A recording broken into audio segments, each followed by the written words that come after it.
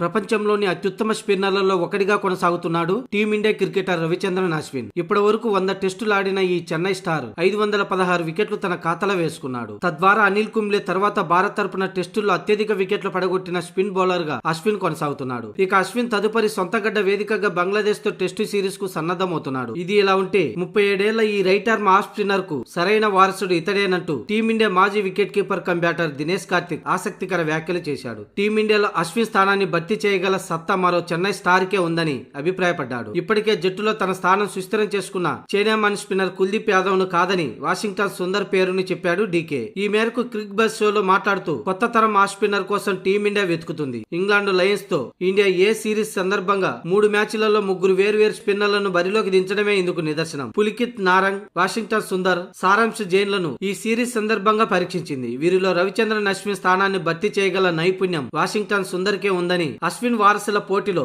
అతడే ముందుంటాడనడంలో సందేహం లేదని, తనకు లభించిన కొద్దిపాటి అవకాశాలను కూడా వాషింగ్టన్ సుందర్ సద్వినియోగం చేసుకున్నాడని దినేష్ కార్తిక్ పేర్కొన్నాడు. అశ్విన్ స్థానంలో వాషింగ్టన్ సరైనడు అని నేను చెప్పగలను. 2017లో టీమిండియా తరపున అరంగేట్రం చేసిన Washington Sundar left hand batter, అదే విధంగా right arm of break spinner. 24 ఏళ్ల ఈ బ్యాటింగ్ ఆల్రౌండర్ ఇప్పటి వరకు అంతర్జాతీయ క్రికెట్ లో 4 టెస్టులు, 22 వన్డేలు, 49 టీ20లు ఆడి ఆయా ఫార్మేట్లలో టెస్టుల్లో 6, వన్డేల్లో 23, టీ20లో 44 వికెట్లు తీశాడు. చివరిగా శ్రీలంకతో వన్డే సిరీస్ లో పాల్గొన్నాడు వాషింగ్టన్ సుందర్.